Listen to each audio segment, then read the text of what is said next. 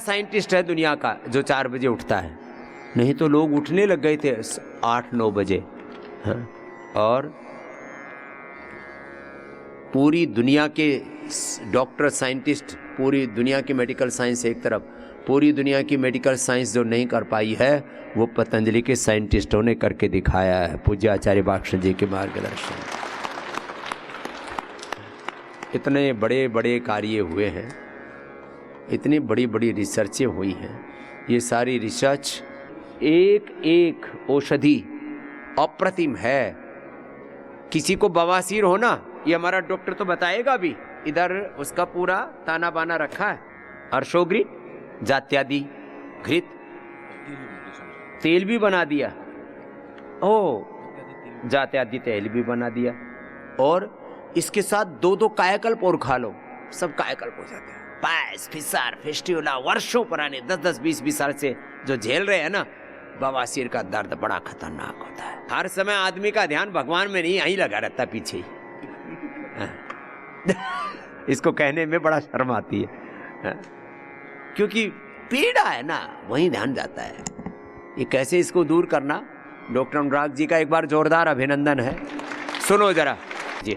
ओम जी स्वामी जी, आपके श्री चरणों में मेरा प्रणाम, आप सभी को मेरा अभिवादन। तो आज हम बात करने वाले हैं हेमराइड्स और पाइल्स के बारे में, कि ये होते क्या हैं, कैसे हो जाते हैं, और इनका होने का कारण क्या है, और कैसे हम इनको कंट्रोल कर सकते हैं। तो स्वामी जी, जो हमारा डाइजेस्टिव ट्रैक है, जहाँ हमारा पूरा पाचन तंत्र है, उसके अंत में हेमराइड्स होते हैं, जो ब्लड फिल्ड कुशन होते हैं, जिनका काम होता है कि हम अपना सुबह वाला जो कार्यक्रम है वो अच्छे तरीके से कर पाएँ। तो जो डिफिकेशन का, मल त्याग का जो काम है, वो इन हेमराइड की वजह से होता है। तो कन्फ्यूजन कभी कभी ये हो जाता है कि हेमराइड ही बीमारी है, ऐसा नहीं है। हेमराइड्स डिजीज़ हैं, जब डिजीज़ उनके अंदर इंड्यूस हो जाए तब वो हेमराइडल डिजीज़ हो जाती हैं, जैसे कि पाइल्स और फिस्टुला, जिस केस में इंजरी हो जाती है और कभी कभी वो सूज जाते हैं, और सूजने वाली कंडीशन को हम पाइल्स कहते हैं। तो ये जो स्वेलिंग है, क्योंकि उसके अंदर काफ़ी ज़्यादा ब्लड भरा होता है, वो ब्लडी फॉर्म में भी बाहर आ जाता है, और बाउल मूवमेंट के दौरान, मल त्याग की क्रिया के दौरान ब्लीडिंग शुरू हो जाती है, और वो फिर बहुत पेनफुल होता है, बहुत ज़्यादा कंफ्यूजिंग होता है कि अब आगे क्या करें। और जैसे आपने बताया स्वामी जी, इसके बारे में लोग ज़्यादा बात कर नहीं पाते, और फिर थोड़ी दिक्कत बढ़ती जाती है, और कभी कभी ज़्यादा वजन उठा लें या अचानक तेज़ी से उठे बैठें, उससे भी ये थोड़ी दिक्कत बन जाती है। स्वामी जी, ये ऐसा नहीं है कि बहुत कम मात्रा में होने वाली बीमारी है। दुनिया में लगभग 5% लोगों को, मतलब हर 20वें इंसान में ये बीमारी पाई जाती है। और इसका जो कारण है वो स्वामी जी हम देख रहे हैं स्क्रीन पर, कुछ स्कीमेटिक्स हैं जो मैं अभी दिखा रहा हूँ स्वामी जी। जहाँ मेरा कर्सर आप देख रहे हैं, ये नॉर्मल हेमराइड्स हैं, ये जो हमारा एनल कैनाल है, तो ये आप देखें स्वामी जी, ये नॉर्मल है। अगर इनके अंदर सूजन बढ़ जाए तो ये लगभग ऐसे बन जाते हैं, जहाँ मेरा अभी कर्सर है, और सूजन बढ़ जाए तो ऐसे हो जाते हैं, और ज़्यादा हो जाए इसको हम स्टेज 3 हेमराइडल प्रॉब्लम कहते हैं। तो समझिए बाहर निकल के लटकने लगते हैं, और ये फिर वहाँ से जिनको बवासीर है, पाइल्स, फिशर, फिस्टुला है ना, वो इस दर्द, असह्य वेदना से गुजरते हैं, और इसका पूरी दुनिया में कोई इलाज नहीं है। ऑपरेशन करने के बाद दोबारा हो जाती है, और जो एलोपैथी में जो दवाइयाँ देते हैं इसी पर प्रभावी ही नहीं है कोई। बड़ा खतरनाक रोग है, इसका 100% उपचार है बवासीर का। जरा सुनो, बहुत ही महत्वपूर्ण, बहुत बड़ी सेवा है मानवता की। ये बवासीर की बीमारी ना बड़ी खतरनाक है। हाँ स्वामी जी, तो ये जो बीमारी है स्वामी जी, इसके कारक हैं, जो रिस्क फैक्टर हैं, वो तो हैवी वेट लिफ्टिंग, या बहुत देर तक बैठ के काम करना, कम से कम चलना फिरना, कॉन्स्टिपेशन की हिस्ट्री, ओबेसिटी, या कुछ केस में प्रेगनेंसी। तो स्वामी जी हेमराइड्स नहीं, बहुत ज़्यादा नमक, मिर्ची, मसाले जो खाते हैं, और लंबे समय तक पेट डाइजेशन खराब रहता है, खास करके कॉन्स्टिपेशन रहता है, और गर्म चीज़ें ज़्यादा खाते हैं लोग, उत्तेजक आहार बहुत ज़्यादा बढ़ गया, जंक फूड, उससे भी बहुत ज़्यादा हो रहा है। हाँ स्वामी जी, अभी स्वामी जी हम एक स्टडी कर रहे हैं जो हमने अभी शुरू की है, जहाँ हम चूहों को कैफेटेरिया डाइट खिला रहे हैं।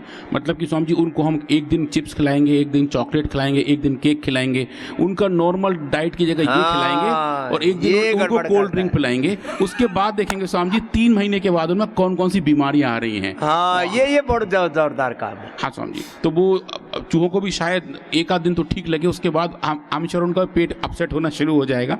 पर जो कैफेटेरिया डाइट के दुष्प्रभाव हैं स्वामी जी वो हम देखेंगे।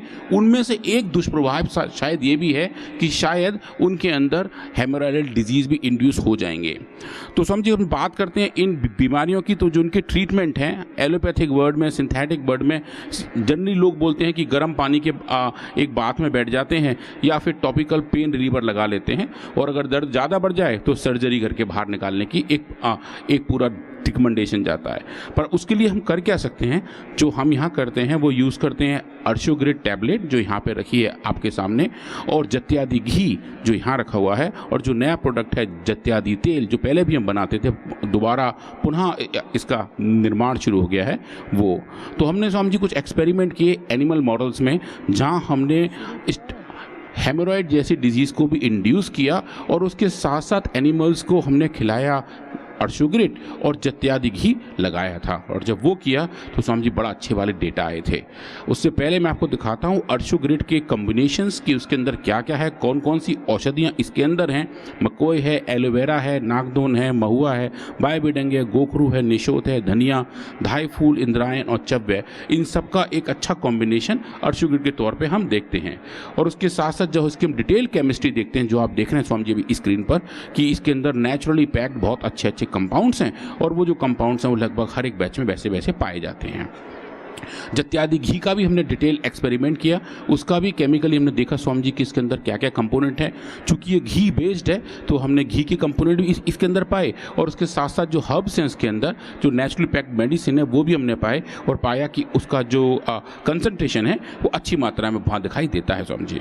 और GCMS से हमने पाया कि इसके अंदर कौन कौन से अच्छे फैटी एसिड्स हैं जो आपको यहाँ दिखाई देते हैं।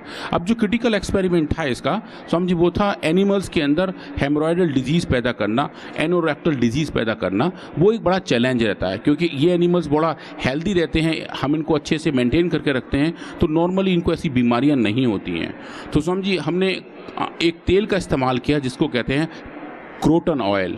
ये जो जमालघोटा का नाम लगभग सबने सुना होगा।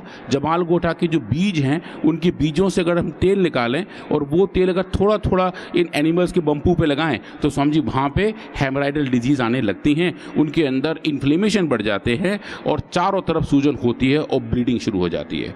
समझिए ये डिजीज़ इंडक्शन का कार्यक्रम लगभग कई दिन करना पड़ता है, पर लेकिन अगर हम इनको ट्रीटमेंट देना शुरू कर देते हैं अर्शोग्रिड से और उसके साथ साथ जत्यादि घी से, तो समझिए हमें लगभग 24 दिन के अंदर अच्छी रिकवरी दिखने लगती है। तो आज हम वही डेटा देखेंगे कि कैसे कैसे चेंजेस हमें इन एनिमल्स में दिखते हैं जब हम बात करते हैं अर्शोग्रिड की और जत्यादि घी की। तो समझिए अब देखेंगे, सबसे पहले हमने देखा कि जो एनिमल्स हैं इनका बॉडी वेट चेंज कितना हो रहा है। अगर आप देखेंगे 24 दिन के अंदर जो भी एनिमल वेट था वो समझिए लगभग वैसे का वैसा कांस्टेंट था। वो ये बताते हैं कि ये ट्रीटमेंट बहुत अच्छा एक्सेप्टेड है एनिमल्स को और वो बढ़िया तरीके से इसको टॉलरेट कर पाते हैं और कोई एडवर्स इफेक्ट एज सच नहीं दिखाई देता। अब जो सबसे क्रिटिकल डेटा है समझिए जो आप देख रहे हैं स्क्रीन पर, मैं थोड़ा आपका ध्यान वहाँ फोकस करना चाहूँगा। ये एनिमल्स के हमने बाद में कुछ बॉडी पार्ट्स को फोटोग्राफ किया जहाँ पे एनोरेक्टल डिजीज़ होते हैं, जहाँ पे बवासीर बनती है, जहाँ पे दर्द पैदा होता है। तो समझ जब देखेंगे जहाँ मेरा कर्सर है ये नॉर्मल एनिमल के वो पार्ट्स हैं जहाँ आप देख रहे हैं कि वो कैसी भी स्वेलिंग, कोई भी इन्फ्लेमेशन नहीं है। और समझिए आप जो यहाँ देख रहे हैं जहाँ डिजीज़ कंट्रोलर, जहाँ मेरा भी कर्सर है, इन एनिमल्स के अंदर आप देखिए ये बवासीर जैसी सिचुएशन बन गई है। जो लाल रंग के एरो हैं वो बता रहे हैं कि वो सूडो मेम्ब्रेन का स्ट्रक्चर है और बाकी सब जगह सूजन है। इन एनिमल्स को जो हम समझ दे रहे हैं अर्शोग्रिड और जत्यादि घी, ये थोड़ी कम डोज है, ये थोड़ी सी और ठीक डोज है और ये बिल्कुल ह्यूमन डोज है। जहाँ मेरा कर्सर अभी आप देखेंगे, स्वामी जी इस कंडीशन में जाकर देखें, जो भी पूरी सूजन, जो भी बवासीर जैसी सिचुएशन, जो भी सूडो मेम्ब्रेनस स्ट्रक्चर्स हैं वो स्वामी जी पूरे के पूरे गायब हो जाते हैं। और ये बड़ा अच्छे से हमें दिखाते हैं कि अर्शोग्रिड के इस्तेमाल से हम इस सिचुएशन को रिकवर कर सकते हैं और जो भी पॉसिबल एडवर्स इफेक्ट है उनसे बाहर आ सकते हैं। और जो दर्द वाली बात है स्वामी जी वो भी इसमें कम होती दिखाई देती है। ये स्वामी जी शायद अब तक का सबसे स्ट्रॉन्ग डेटा है कि एक हर्बल मेडिसिन इस तरीके की चेंजेस ला सकती है। अब इसमें एक बार जोर से ताली बजा लेते हैं।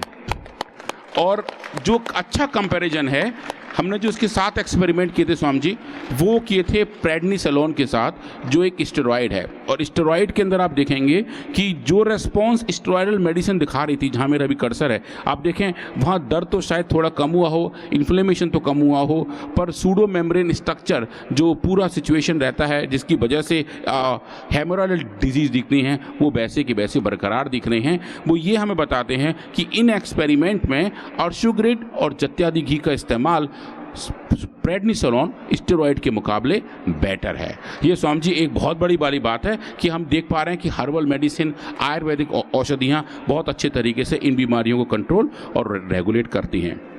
इन स्वामी जी पूरे पैरामीटर को हम मेजर कर पाते हैं, रेक्टो एनल कोफिशिएंट के हिसाब से नाप पाते हैं, पैथोलॉजिकल स्कोर को देख पाते हैं। और आप देखेंगे कि हर एक एनिमल में इस स्टडी में लगभग 7 ग्रुप हैं, 7 ग्रुप के लगभग हर ग्रुप में 8-8 एनिमल्स हैं, उन सब के अंदर एक सही रिस्पॉन्स देखने को मिलता है। और जो ग्रॉस पैथोलॉजिकल स्कोर हैं ये हम बताते हैं कि कैसे ये हमें फिनोटाइप दिखाई देते हैं।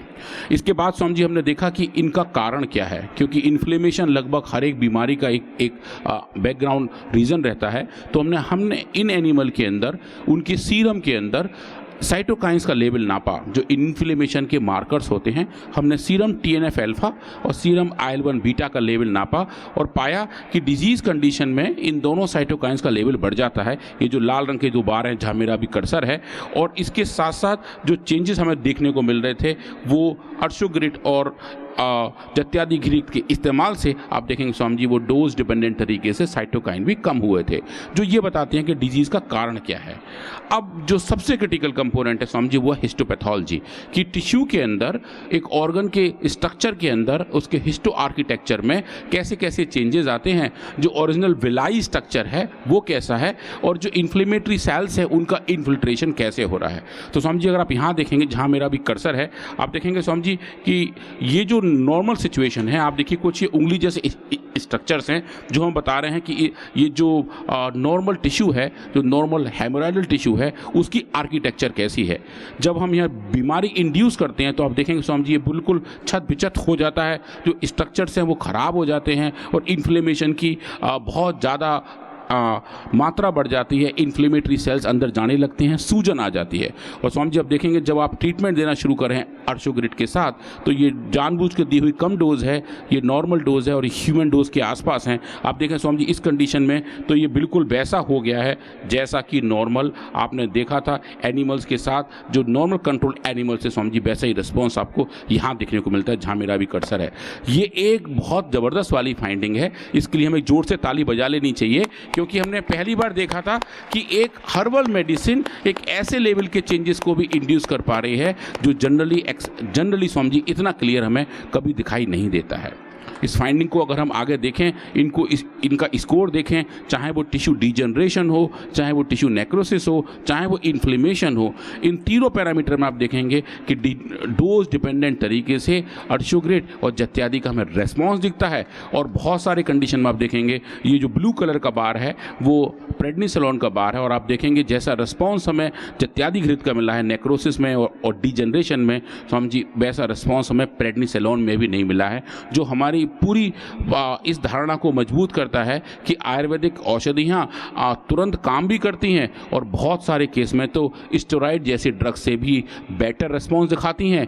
वो जो या तो उस रिस्पॉन्स को मीट करती हैं या फिर स्वामी जी उस रिस्पॉन्स को बीट करती हैं, जो एक बड़ी वाली बात है कि जो औषधियाँ हैं वो बढ़िया काम कर रही हैं। और स्वामी जी ये एक उसका अच्छा सा समरी है कि हमने एनिमल्स के अंदर जो डिजीज़ मॉडल इंड्यूस किए थे, उन इंडक्शन के बाद अर्शुग्रिड और जत्यादि अच्छे तरीके से, सेफ तरीके से इन बीमारियों से राहत दिला सकते हैं। ये स्वामी जी फाइंडिंग एक बड़े जर्नल में पब्लिश्ड हैं, जिसका नाम है drug development and industrial pharmacy.